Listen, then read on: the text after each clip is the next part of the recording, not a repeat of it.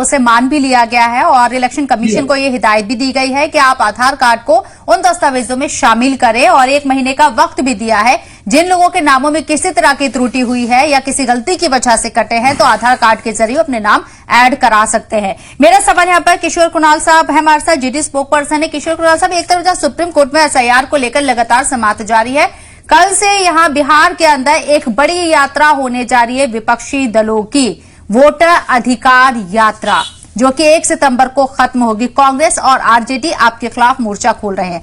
आधार बनाया जाएगा 65 लाख लोगों का, बहुत बड़ी तादाद। जी शबनम जी, नमस्कार सभी को, सभी पैनलिस्ट महोदय को भी नमस्कार। देखिए, जो भी कांग्रेस और आरजेडी के लोग करने जा रहे हैं वोटर अधिकार रैली, तो कहीं ना कहीं उनका सेल्फ कॉन्फिडेंस कमजोर हो गया है।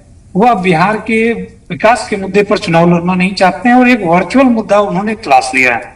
वो वर्चुअल मुद्दा है वोटर अधिकार रैली। ये अधिकार कांग्रेस के लोग तब कहाँ भूल चुके थे या आरजेडी के लोग कहाँ भूल चुके थे जब बिहार में 10 करोड़ की आबादी ने सरकार चुनी थी, विधायक चुना था और उस विधायक को इन्होंने शपथ तक लेने नहीं दिया। इतिहास गवाह है, अतीत को कभी भुलाया नहीं जा सकता है। एक दौर था जब 2005 में फरवरी में चुनाव हुआ और चुनाव के बाद विधायकों को शपथ तक लेने नहीं दिया गया और हमारे राष्ट्रपति महोदय जो विदेश दौरे पे थे, रातों रात उनसे जबरन साइन करवाकर बिहार विधानसभा को भंग कर दिया गया था। उस दौर को भी याद करेगी बिहार की जनता, जब टीएन सेशन, जिसको लालू प्रसाद यादव जी सेशनवा बोलते थे, सेशनवा चुनाव करवा रहा है या महाकुंभ करवा रहा है, सेशनवा को भैंस के तबेले में बांध देंगे। तो उस सेशन को, टीएन सेशन को कांग्रेस के लोग चुनाव लड़वाते हैं गुजरात से लालकृष्ण आडवाणी के खिलाफ 99 के लोकसभा चुनाव में। तो चुनाव आयोग के साथ कांग्रेस की यारी और गद्दारी और वफादारी तीनों अतीत के पन्नों में दर्ज है। किस प्रकार से इन्होंने चुनाव आयोग का भेजा इस्तेमाल पिछले 60-70 सालों में किया है।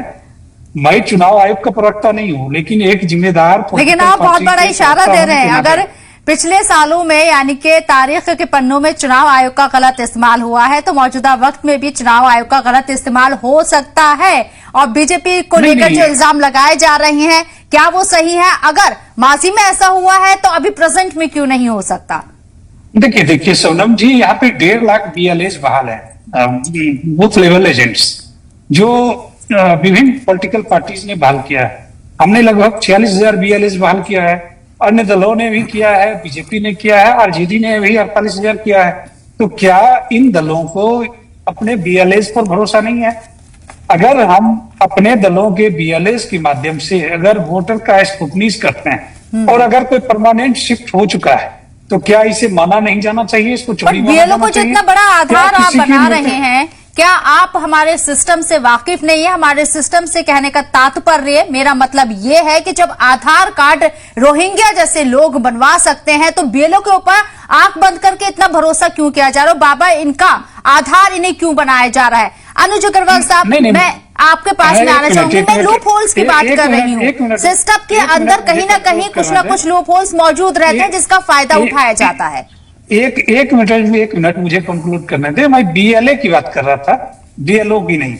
BLO सरकारी कर्मचारी हैं, उनकी अपनी एक लिमिटेशन से, लेकिन जो BLA होते हैं वो पॉलिटिकल वर्कर्स होते हैं। और आप समझ सकती हैं कि बूथ में जो कैपिंग किया गया है बिहार में, तो तकरीबन 1200 वोटों का कैपिंग किया गया है। तो क्या एक BLA 1200 लोगों को आइडेंटिफाई नहीं कर सकता है? और अगर इसमें से किसी भी प्रकार का अवांछित वोटर दिखता हो, तो क्या उनकी ये नहीं करवाई जा सकती है? तो बिल्कुल स्पष्ट है, हमें सिस्टम पे भरोसा होना चाहिए।